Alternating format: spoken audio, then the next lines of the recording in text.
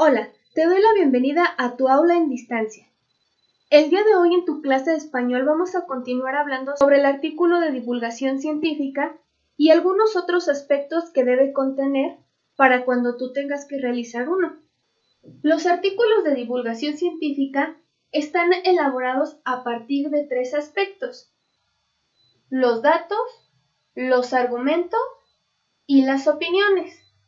Sin embargo, es muy frecuente confundir el significado de argumento y de opinión, y no son lo mismo. ¿Qué diferencias hay entre un argumento y una opinión? Un argumento se utiliza para probar o demostrar algo, o también cuando quieres convencer a una persona. Necesitamos bases, datos confiables y auténticos. Es decir, tiene que existir un documento en internet, en un libro, que sustente, que avale lo que yo estoy diciendo. ¿Qué es la opinión? Discutir sobre las razones, probabilidades o conjeturas de verdad de algo. Aquí no necesitamos datos. Es subjetivo y personal. Es decir, al mencionar que una opinión no necesita bases, quiere decir que es lo contrario al argumento. No requiero de un libro, de algo escrito que demuestre que lo que yo estoy diciendo es verdad o es mentira. Al decir que la opinión es personal, te puedo dar un ejemplo muy sencillo: el gusto por la música. Yo podría decir que mi música favorita es el pop. Esa es mi opinión. Pero no podría afirmar que la música favorita de todos es ese ritmo musical, porque para eso necesitaría hacer una investigación, realizar encuestas y aparte ya tener los documentos que avalen que realicé esa investigación y que esos datos son reales.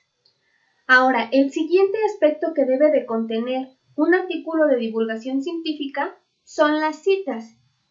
Pero no se refiere a salir con alguien ni nada de eso, no va por ese tema.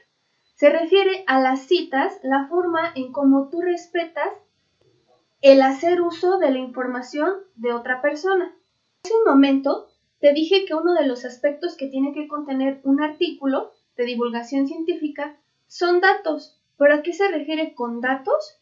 En la parte de datos entran los siguientes aspectos: gráficas, imágenes, ideas, opiniones y teorías. Ahora, ¿para qué me van a servir este tipo de citas?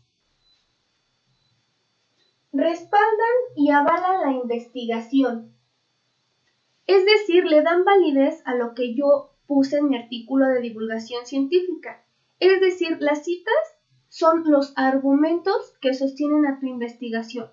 Es algo que está escrito, algo que ya fue comprobado y que puedes mostrar de manera física que existen esos datos. Nosotros habíamos platicado que habían dos tipos de investigación: la documental, que es donde se aplica todo este tipo de herramientas como las citas, y por lo tanto vas a encontrar mucha información que tú no descubriste por primera vez. Hubo alguien antes que tú que la realizó. Tú estás extrayendo, estás tomando una parte de esa investigación para tu trabajo. Entonces no es al 100% tuya. Por eso se tiene que hacer una cita.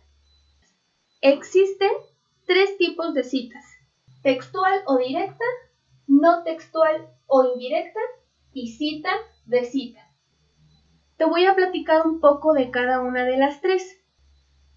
La cita textual o directa es una transcripción fiel del texto, es decir, lo vas a copiar tal cual, no le vas a añadir ni una palabra, ni le vas a quitar nada. Así como está el texto, así lo vas a colocar, y por eso se le tienen que poner comillas al inicio y al final del texto que transcribiste. La segunda es la cita no textual o indirecta. Este tipo de citas, a diferencia de la que acabamos de realizar, va a ser un resumen, es decir, va a sacar las ideas principales del texto que se ocupó, o una paráfrasis, que eso lo acabamos de ver hace unos días. refiriéndose a que lo que tú entendiste del texto lo vas a pasar a tu investigación. En este tipo de citas no se utilizan entre comillas, porque tú estás cambiando algunas palabras o estás omitiendo, es decir, quitando otras. Y la tercera y última es la cita de cita. En ocasiones se tiene que optar por este tipo de citas si son textos muy antiguos, de los cuales ya no se tienen los libros originales, por lo cual la poca información que se tiene es porque fue explicado o retomado en otro libro por algún autor, no el original, es decir, el que lo escribió. En ese caso se tiene que colocar de la siguiente manera: citado por, y coloco el nombre de la persona que mencionó ese texto. Y en ese caso lo único que va entre comillas es el nombre del libro que se está mencionando. Y por último vamos a platicar de las referencias bibliográficas, que estas ya las has utilizado y te las he solicitado en algunas otras investigaciones, como el texto expositivo, que a veces se nos olvidan pero son sumamente importantes. ¿Cuál es su utilidad? Sirven para identificar la fuente de la cual se extrae la información. Fuente se refiere a si fue extraída esa información de un libro, de una revista, de algún otro artículo impreso. Puede ser que en algún momento algún maestro te pida darle continuidad a esa investigación, pero tú no recuerdas de dónde sacaste esa información. Bueno, pues si haces completo tu trabajo, te puedes ir a las referencias bibliográficas y te vas a acordar, lo saqué de tal libro. Entonces puedo acceder nuevamente a ese libro para completar la información que ahora me están pidiendo. Puede ser para un beneficio propio y también para otras personas, que ahorita lo vamos a explicar. Es decir, los propósitos que tiene el colocar las referencias bibliográficas. Para empezar, se le tiene que dar crédito al autor. Es decir, yo no me puedo adjudicar una investigación que yo no hice al 100%, porque entonces se podría tomar como que realizaste un plagio, es decir, un robo de una información. La segunda razón es por atención a tus lectores. Probablemente tu artículo de divulgación científica cause interés en tus lectores, es decir, en las personas que lo están leyendo. Un ejemplo muy al alcance de todos ustedes es la revista muy interesante Junior. Ese es un texto expositivo, pero también tiene artículos de divulgación científica. Y tú a lo mejor quisieras saber más del tema o de dónde puedes obtenerla. Entonces, al tú observar las referencias bibliográficas, puedes acceder a la fuente de información completa, porque muchas veces nosotros extraemos, tomamos diferentes partes, fuentes de información para completar nuestro trabajo. Pero a lo mejor algo que para mí no me pareció interesante o importante, para otra persona sí lo es. Y al tener ese dato, el lector puede acceder a esa información. Sería por un respeto al lector. Por último, en este punto, las referencias bibliográficas deben ir al final del texto o al finalizar tu trabajo. Las referencias bibliográficas tienen aspectos que son esenciales, es decir, que son, y hay otros que son complementarios. Es decir, que si no los pongo en mis referencias bibliográficas, no va a afectar tanto porque teniendo los obligatorios, los esenciales, el lector va a poder acceder a esa fuente de información. ¿Cuáles son esos datos esenciales que debe llevar una referencia bibliográfica? El nombre del autor, el título del libro, revista, el pie de imprenta y la página.